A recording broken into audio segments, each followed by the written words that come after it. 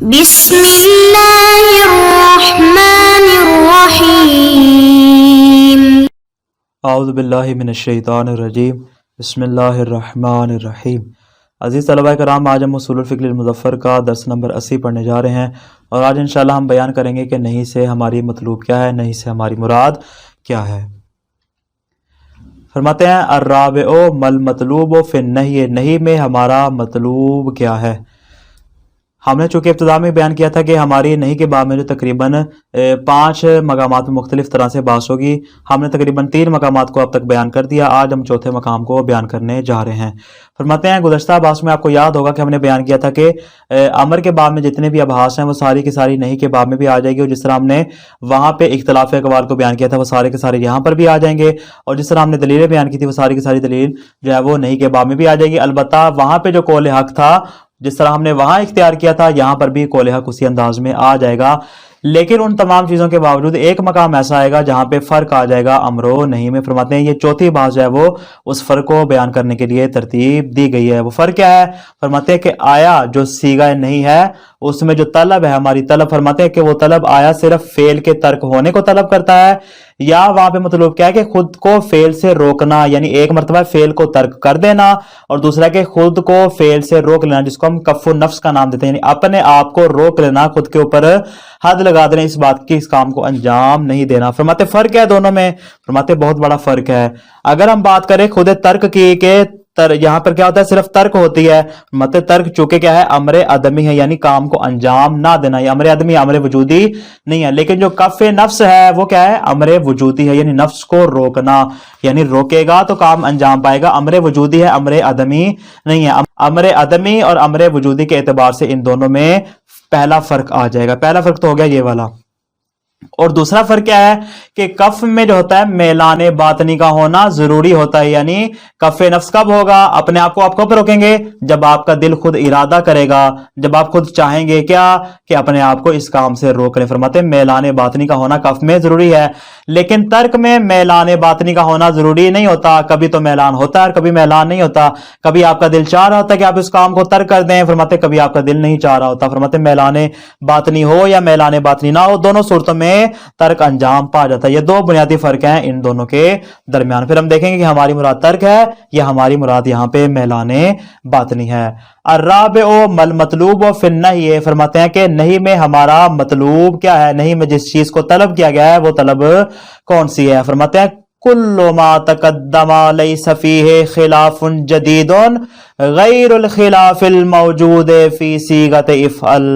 فرماتے ہیں کہ ہر وہ چیز اختلاف کے اعتبار سے، ہر وہ چیز جو کہ صیغہ افعل میں بیان ہوئی، جو اختلاف وہاں پر موجود تھا وہ سارے کا سارا اختلاف نہیں کے باب میں بھی آ جائے گا، لیکن سوائے ایک مقام کے، کون سے، جس کو آگے بیان کر رہے ہیں۔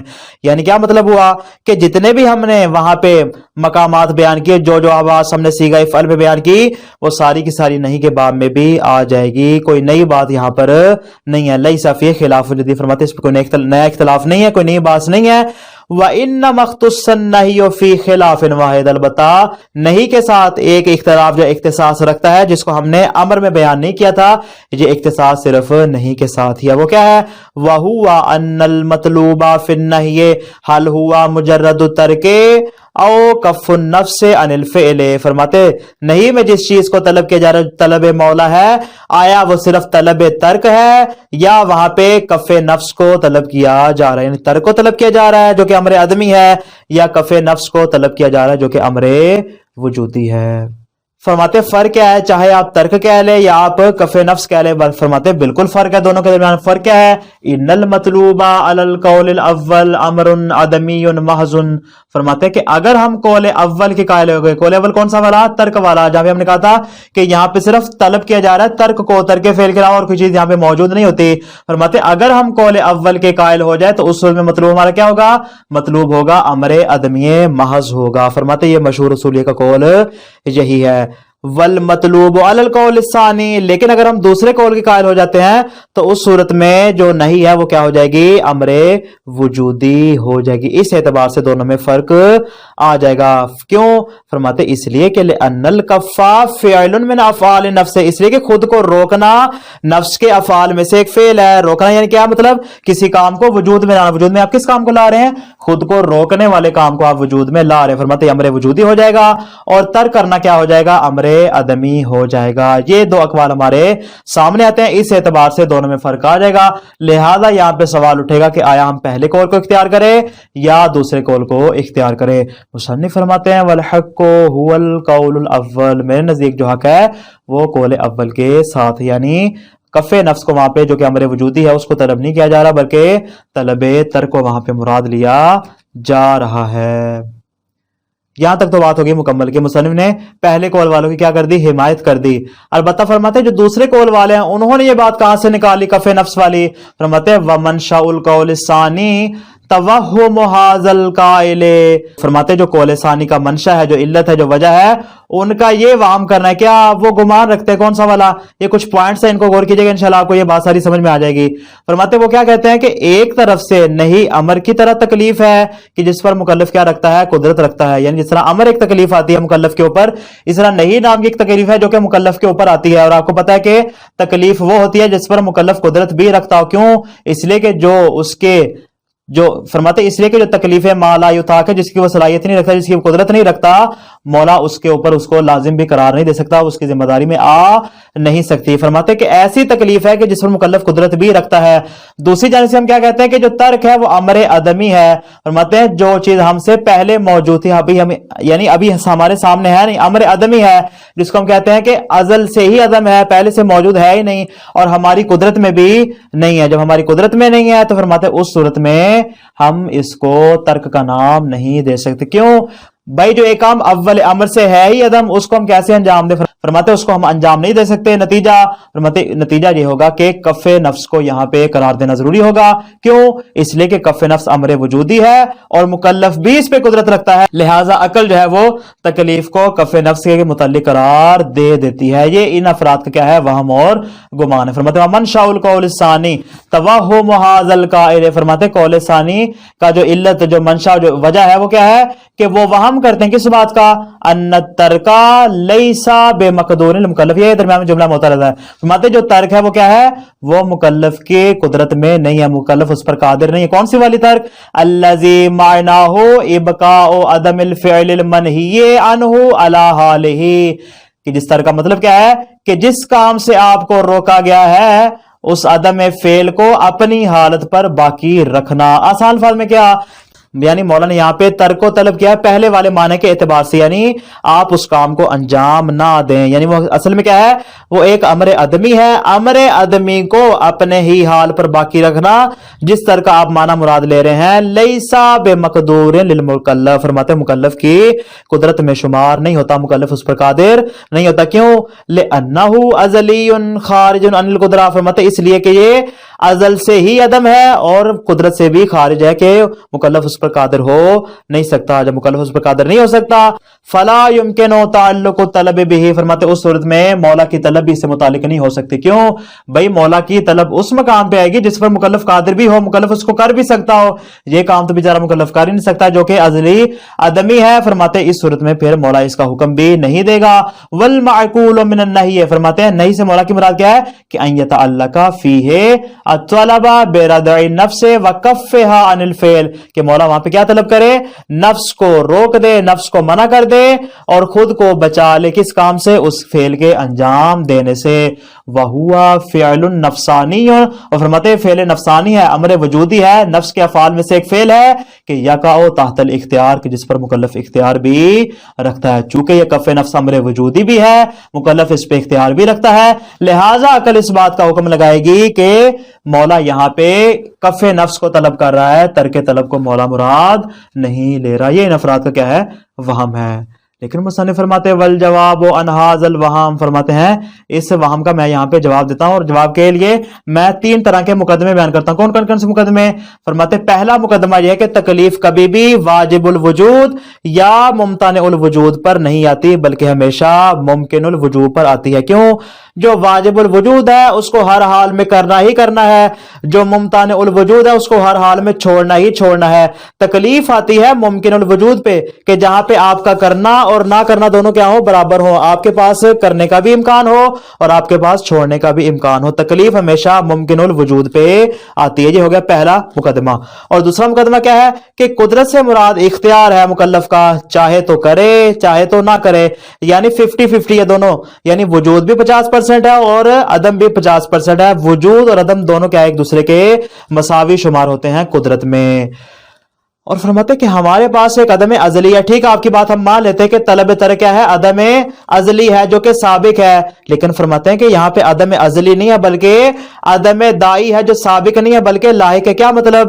یعنی جو پہلے دن سے عدم نہیں تھا آج بھی وہ عدم ہے اور استمرار پایا جاتا ہے، اس میں دوام پایا جاتا ہے۔ فرماتے ہیں یہاں پر ہم تھوڑا سا آپ سے اختلاف کریں گے۔ فرماتے یہ 3 مقدمے ہیں، ان 3 مقدموں کے بیان کرنے کے بعد میں آپ کو جواب دیتا ہوں۔ والجواب عن هذا التوہم، فرماتے اس وہم کا جواب کیا ہے؟ ان عدم المقدوریت فی الازل علی العدم لا ینافی المقدوریت بقاء و استمرارا۔ فرماتے ہیں ازل کے زمانے میں عدم پر قادر نہ ہونا منافات نہیں رکھتا، کس کے ساتھ؟ ایسی چیز کے ساتھ جو کہ بقائی اور استمراری عدم ہو۔ فرماتے ہیں کہ اس کے قادر ہونے کے ساتھ ازل والے عدم کا قادر نہ ہونا لا ینافی منافات نہیں رکھتا۔ یعنی آسان الفاظ میں یہی کہیں گے کہ آپ کے پاس جو عدم ہے جس کو آپ کہہ رہے ہیں وہ عدم ازلی ہے، جبکہ حقیقت میں کیا ہے؟ عدم ازلی نہیں ہے بلکہ بقائی اور استمراری ہے۔ کیوں؟ فرماتے ازل قدرت علی الوجود، اس لیے کہ وجود پر قادر ہونا تو لازم القدرت علی العدم، جو اس کام کے کرنے پہ قادر ہے اس کام کو چھوڑنے پر بھی قادر ہے۔ جس طرح میں نے کہا کہ دونوں برابر ہیں وجود و عدم کے اعتبار سے، جس طرح وہ اس کام کو کر سکتا ہے ویسے اس کے پاس اختیار ہے کہ اس کام کو چھوڑ دے۔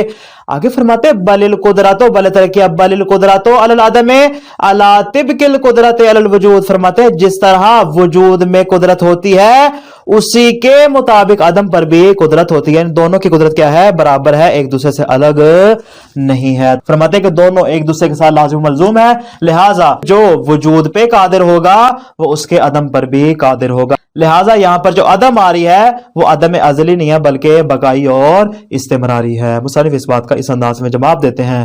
آگے فرماتے وَإِلَّا کا مطلب کیا؟ کہ اگر ہم اس کو کیا قرار دیں کہ آپ وجود پر تو قادر ہوں لیکن عدم پر قادر نہ ہو، فرماتے لَوْ كَانَ الْعَدَمُ غَيْرَ مَقْدُورٍ بَقَاءٍ، فرماتے اگر عدم جو ہے اس کو باقی رکھنا اس کے لیے ممکن نہ ہو، وہ اس پر قادر نہ ہو، تو فرماتے ہیں لما کان الوجود مقدورا، تو اس صورت میں وجود کے اوپر بھی وہ قدرت نہیں رکھتا ہوگا۔ کیوں؟ اس لیے کہ دونوں ایک دوسرے کے ساتھ لازم و ملزوم ہے، پہلی بات۔ دوسری بات فَإِنَّ الْمُخْتَارَ الْقَادِرَ هُوَ الَّذِي إِن شَاءَ فَعَلَ وَإِن لَّمْ يَشَاء لَّمْ يَفْعَلْ۔ فرماتے ہیں کہ اور جو مختار قادر ہے، وہ مختار قادر کسے کہتے ہیں؟ کہ قادر کون ہوتا ہے، مختار کون ہوتا ہے، اختیار کس کو حاصل ہوتا ہے؟ کہ اگر تو چاہے تو اس کام کو کر دے، اگر چاہے تو اس کام کو چھوڑ دے۔ فرماتے ہیں اس کو ہم قادر کہتے ہیں کہ جس کے لیے وجود اور عدم دونوں برابر ہوتے ہیں۔ لہٰذا کیا نتیجہ نکلا؟ نتیجہ یہ نکلا کہ چونکہ یہاں پہ آپ عدم ازلی کی بات کریں جبکہ حقیقت میں عدم ازلی نہیں ہے بلکہ وہ عدم بقائی اور استمراری، جس طرح وجود پہلے زمانے سے چلتا آ رہا ہے وجود کے ساتھ ساتھ عدم بھی چلتا آ رہا ہے۔ اگر یہ شخص وجود پہ تو قادر ہو اور عدم پہ قدرت نہ رکھتا، فرماتے ہیں کہ ایسا ہو نہیں سکتا، بلکہ جہاں جہاں وہ وجود پہ قادر ہوگا وہاں وہاں اس کے عدم پر بھی قادر ہوگا۔ اور قدرت کس اعتبار سے ہوگی؟ قدرت اسی کو تو کہتے ہیں نا کہ اگر تو چاہے تو کر دے، یعنی وجود پہ قادر ہو، اور اگر چاہے تو اس کو نہ کرے، یعنی عدم پہ قادر ہو۔ دونوں چیزیں ایک دوسرے کے ساتھ برابر شمار ہوتی ہیں۔ بس کیا نتیجہ ہوا؟ نتیجہ یہ نکلا کہ یہاں پر جو مکلف ہے وہ کف نفس پہ قادر نہیں ہوگا بلکہ اگر مولا اسے ترک کو بھی طلب کرتا ہے تو یہ بھی اس کے لیے کافی شمار ہوگا۔ جس طرح وجود پہ قادر ہے ویسے ہی اس کے عدم پر بھی قادر ہے۔ یہاں تک بات ہوگی مکمل۔ مصنف نے کیا کیا؟ مصنف نے قول اول کی حمایت کی اور قول ثانی کو باطل قرار دے دیا۔